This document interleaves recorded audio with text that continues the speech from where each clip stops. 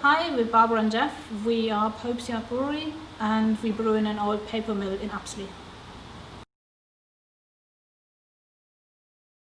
It started off as many small breweries do, with me home brewing and my hobby growing beyond the capabilities of our kitchen and our house. So we rented a small industrial unit in Watford, 600 square feet, and my brother-in-law and I invested in some equipment, started brewing, started off with fairly strong barrel-aged beers, then started producing more traditional beers, and it grew from there. We really like the communal aspect. We work a lot with a local community. We work with West Side College. We educate the students about flavours. We work with the Watford Museum. We also have a very historic approach in some beers, and we like using unusual ingredients. Some recipes we picked up while we were travelling all over the world. Beer is definitely not in my blood. I grew up in a town in Germany where everybody was drinking the same kind of beer, mass-produced lager. When I came to England, I was really inspired. Every little pub in the countryside has beers and they're all different and they taste different. So I think I was amazed just coming over and trying the English beers. But you grew up in Watford, didn't you? Where Benskins used to brew. Grew up in Watford, where a town that did have a tradition of brewing, but in more recent years has become known as a beer desert. If you want mass-produced lager, there's lots of places to drink it, but from the point of view of getting a wide range of beers from different interesting breweries, there wasn't much in Watford. So I wanted to bring some of the brewing tradition back to Watford that Watford had lost, as well as brew the interesting beers that I wanted to drink that I couldn't find.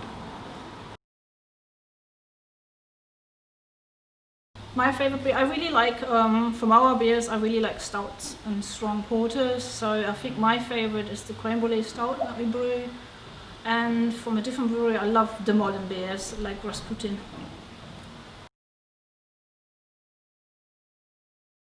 I think they like the fact we do easy drinking beers, some sort of golden ales, some best bitters, but we also like to experiment. So we have unusual beers that we picked up traveling, like Lithuanian farmhouse style beers, things I would never be able to try, like an Egyptian medieval beer brewed with pomegranates, and just things they never heard of.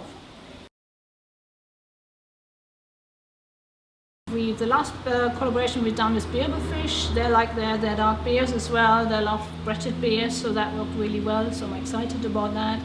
We were meant to have a collaboration with Dundalis in Lithuania, but unfortunately that at the moment has cancelled, but we're hoping to go over to Lithuania and brew some captinas or some farmhouse beer with them.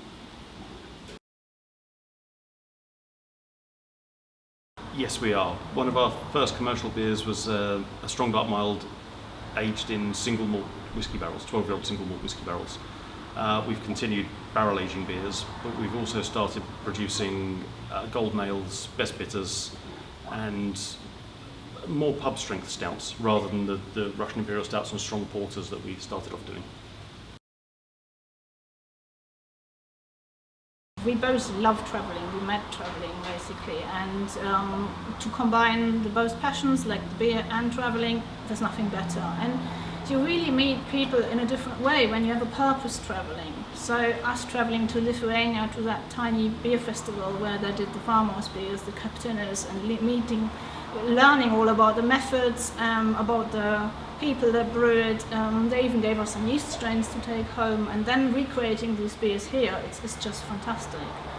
And we went to Myanmar and we met the tribal women that brew in the Golden Triangle, and just the communication. We didn't have a joint language or anything, but Geoff and the woman that was brewing, they could communicate as equal brewers, not as a tourist. Just by hand gestures, descriptions of the brewing equipment, she understood what I meant, I understood what she meant. We could describe the different methods and the different techniques we used without having a common language. Having the common language of brewing.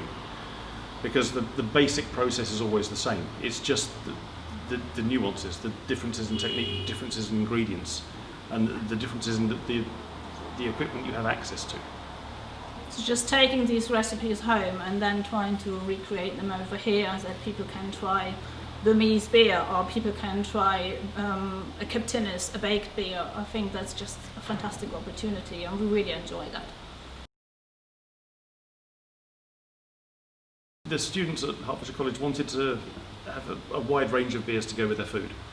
And each time we work with them, we try and introduce a new beer, a style they won't have heard of before, a style that's not normally available.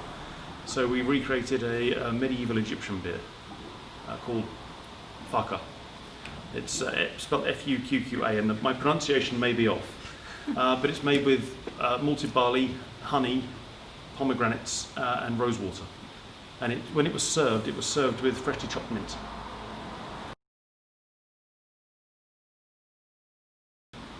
Hopefully we're going to grow, expand. We'll be introducing new recipes. What those recipes will be probably depends on where we go travelling, what we experience, what we discover about beers around the world. We'll bring some of that back. I don't really want to ever completely clone other countries' beer culture, but bring back a lot of that influence and give people a taste of what they don't get here.